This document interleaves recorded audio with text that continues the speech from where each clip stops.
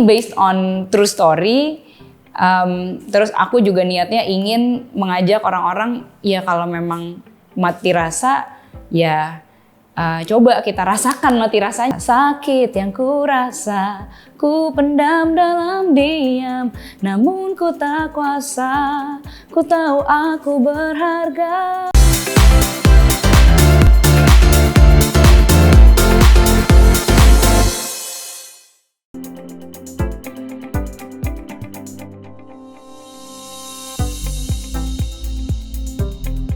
Cerita awalnya, ya banyak sebenarnya yang bilang kenapa sih ngeluarin single yang sedih gitu. Tapi buatku sepanjang hidupku ya kayaknya akhirnya aku jadi belajar bahwa ketika kita berani menyampaikan sesuatu yang bahagia, kita juga harus berani menyampaikan sesuatu yang sedih. Karena kan hidup nggak selamanya bahagia terus gitu. Jadi pesan mengenai kesedihan ini juga penting untuk disuarakan gitu. Nah, sebenarnya ini memang lagunya kan ciptaannya Nur Satria Tama yang biasa kita kenal sebagai Satrio Alexa. Dan ini memang ceritanya ya dengan background story-nya dia, tapi definitely di sini juga aku punya punya cerita sendiri karena aku merasa relate dengan lagu ini. Karena waktu awal dikasih lagu ini tuh diperdengarkan untuk pertama kalinya, aku merasa kok kayaknya gue pernah ya ada di fase ini gitu, terutama karena aku pernah mengalami sebuah relationship yang menurut aku toxic dan sangat abusive gitu pada saat itu. Terus aku merasa kayak banyak sekali nih sepertinya di luar sana orang-orang yang berada di dalam relationship yang sama tapi kayak mungkin belum pernah berani menyuarakan atau bahkan meng-acknowledge di dalam dirinya dia sendiri gitu. Jadi akhirnya aku memutuskan untuk kayaknya gue akan nyanyiin deh Mati Rasa ini gitu. Tapi aku menambahkan beberapa line di dalamnya tentang bagaimana sakit yang aku rasain, aku pendam selama ini. Tapi gue kayaknya harus bertindak karena gue ngerasa gue berharga gitu. Jadi ada message mengenai how valuable we are gitu. Dan ya aku ingin sekali mengajak orang-orang untuk mungkin mengakui gitu kondisinya, mungkin tidak pada saat ini, mungkin juga di masa lalunya gitu ya, mungkin karena yang namanya kesembuhan itu berawal dari bagaimana kita mau meng-acknowledge dan mengakui apa yang pernah kita rasakan. Dan mati rasa ini sebenarnya bukan sesuatu yang luar biasa gitu, bahwa ini adalah sesuatu yang sebelnya ini adalah hal yang biasa dalam sebuah hubungan gitu. Hampir semua orang tuh kayak pernah ngalamin yang namanya mati rasa. Mungkin tidak hanya terhadap pasangannya saja, tapi juga mungkin ke orang tua atau ke ada yang bilang ke iparnya, ke mertua, atau ada yang ke rekan kerjanya, sahabat atau yang lain-lainnya gitu. Tapi ya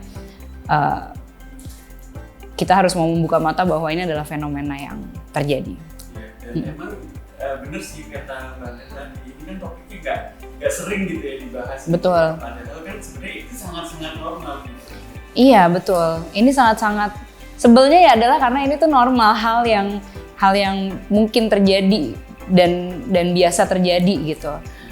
Dan kenapa juga aku merasanya penting untuk aku bahas, ya kita nggak bisa membahas love terus tanpa hate, suffering, terus pain. Itu kan semua adalah kayak yin and yang gitu dari love itu sendiri gitu. Makanya penting untuk kita membahas secara utuh mengenai elemen-elemen apa yang ada di dalam sebuah hubungan ini.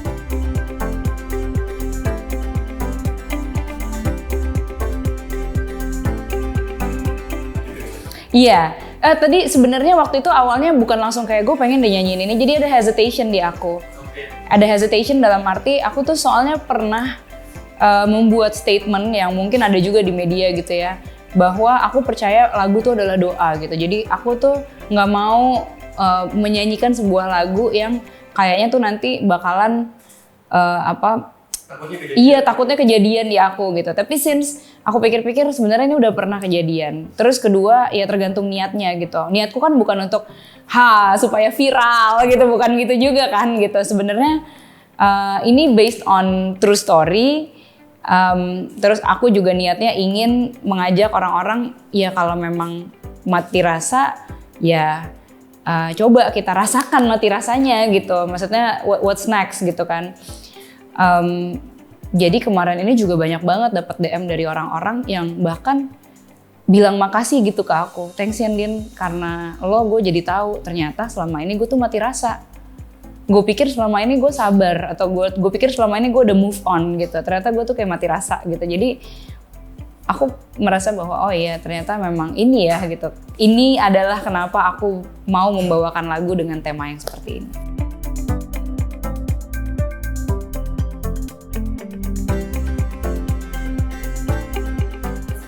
Proses lagunya pokoknya dari awalnya Satrio come up dengan lagunya dan liriknya.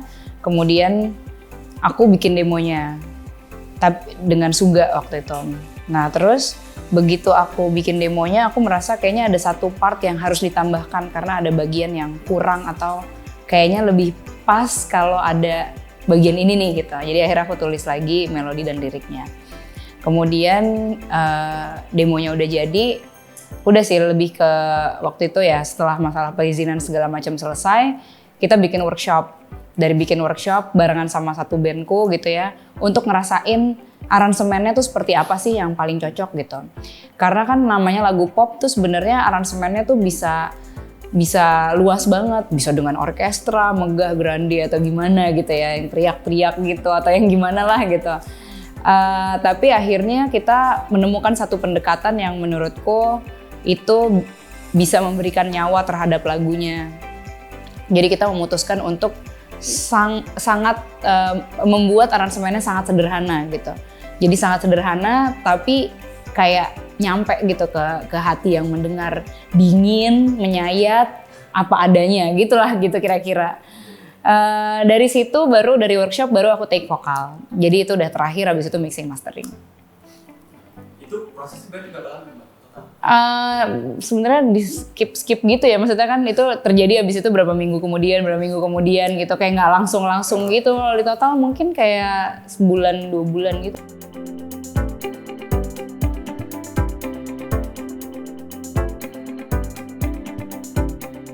Tantangan terberatnya tuh sebenarnya adalah untuk mendeliver pesannya gitu ya. Aku tuh sebenarnya ada tantangan karena lagunya pop gitu. Aku tuh ada keinginan untuk waktu itu naikin key-nya. Jadi kunci nada dasarnya waktu itu aku pengen banget aku naikin karena buatku mungkin kayaknya kalau denger lagu pop kan kita bawaannya apalagi mungkin sekarang ya lebih banyak yang kayak nadanya tinggi-tinggi banget, terus yang meliuk-liuk banget gitu. Bawaannya kepengen kayak kalau semakin tinggi tuh semakin bagus gitu. Tapi ternyata begitu kita di dalam studio, kayaknya justru dengan penyampaian yang lebih sederhana dan lebih seperti bicara atau curhat gitu, jadinya lebih sampai gitu pesannya. Jadi orang tidak menangkap ini sebagai kayak oh tekniknya begitu, tekniknya begini gitu. Tapi lebih kayak aku tuh bercerita. Nah itu proses yang menurutku cukup menjadi tantangan buat kita karena berarti di studio kan kita harus sama-sama ngerasain nih. Jadi kita udah bukan ngomongin bagus nih gitu, udah bukan gitu. Tapi kayak kena banget nih gitu, kayaknya rasanya gitu. Jadi di studio tuh cukup yang kayak kita sama-sama ngerasain mati rasa bareng-bareng gitu.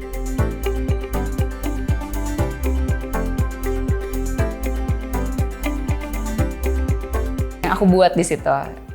Sakit yang kurasa,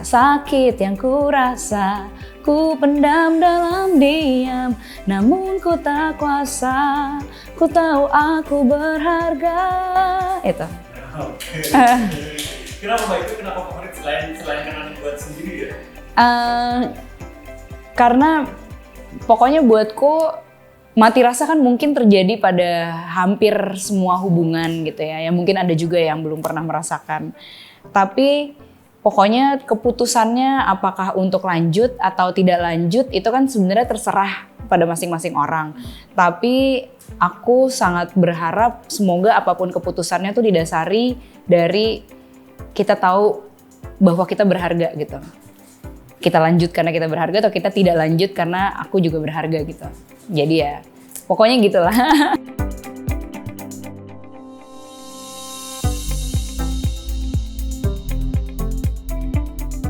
Hal yang baru ya? Apa ya? Mungkin lebih ke ini kali ya, kayak temanya gitu ya. Terus aku juga sebenarnya nggak terlalu share my personal story gitu di sini gitu.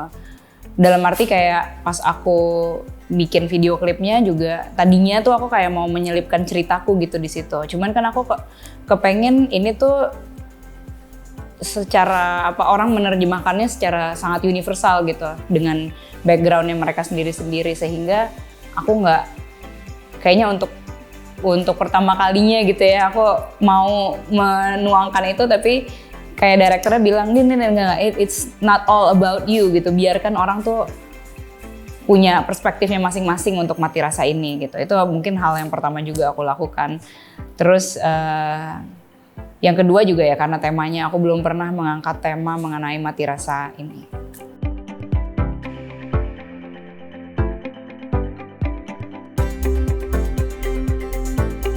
Nah ini juga gini, karena lagunya itu kan sangat mudah sebenarnya untuk dihafal, untuk didengar gitu, untuk orang mengingat melodinya.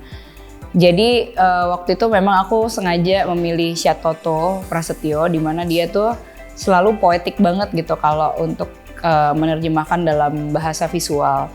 Dan waktu itu Pras sebenarnya come up dengan ide bahwa ini tuh akan menjadi kayak reverse gitu, dari belakang ke depan. Jadi bukan, biasanya kan kayak nanti akhirnya gimana, nah ini dari akhir tapi ke awal gitu. Dan mungkin gak semua orang menangkap itu, tapi gak apa-apa juga gitu. Dan di situ juga tidak diceritakan. Jadi ada satu pasangan yang terlihat mereka tuh kayak sama-sama bersama tapi tidak berdua, tapi tidak bersama gitu. Kayak satu tempat tidur tapi yang satu pikirannya kemana, yang satu pikirannya kemana gitu. Dan itu sering banget kita jumpai lah di dalam society kita gitu, mungkin orang-orang terdekat kita. Nah, tapi tidak diceritakan juga Mati Rasanya kenapa, ininya gimana gitu. Makanya aku sebenarnya senang juga ketika orang-orang jadi menebak-nebak sebenarnya apa yang terjadi di antara mereka gitu.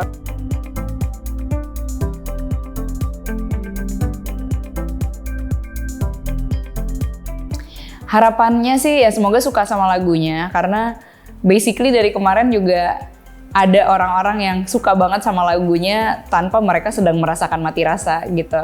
And that's really okay juga, karena memang dari awal aku juga naksir sama lagunya kan, karena secara lirik dan secara melodi memang mudah sekali untuk dihafal gitu. Kemudian yang kedua ya untuk orang-orang yang mungkin relate dengan cerita dari lagu Mati Rasa ini, dan membuat Mati Rasa ini menjadi teman dari mungkin kesedihan atau kesepian yang lagi dirasakan, ya terima kasih, hang in there, kamu kuat dan kamu berharga.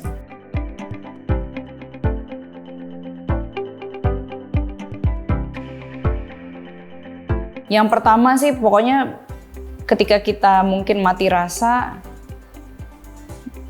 tuh mungkin terjadi juga karena kita mengabaikan perasaan kita sendiri gitu. Jadi kayak mengesampingkan, jadi mungkin udah sakit hatinya numpuk, terus kayak udahlah gitu, lama-lama terus zup gitu, kayak mati gitu. Jadi sebenarnya buatku tuh cara yang paling mudah untuk menghindari itu ya meng-acknowledge perasaannya gitu. Jadi bukan kayak udah lo sana pergi, bukan digituin gitu perasaannya, tapi lebih kayak oh ya gue akuin sebenarnya gue tuh lagi ngerasa gini gitu. Karena kadang-kadang kita juga nggak mau jujur, jangankan ke orang lain atau ke pasangan, ke diri kita sendiri aja tuh kita nggak mau jujur. Apalagi perempuan ya, ditanya kamu kenapa? Enggak kenapa gitu kan. Lama-lama tiba-tiba mati rasa, tiba-tiba sakit gitu.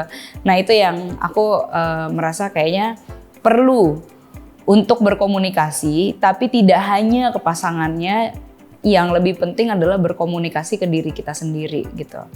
Lalu kita harus komunikatif juga dengan pasangan kita. Tapi ya it takes two to tango kan. Maksudnya kita udah berusaha berkomunikasi dengan pasangan, belum tentu yang sana juga punya niat yang sama gitu dengan kita. Tapi paling enggak sebenarnya ya kita mau menghargai diri kita sendiri gitu. Hai K-Lovers, jangan lupa dengerin singleku Mati Rasa di semua digital streaming platforms dan lihat videonya di YouTube.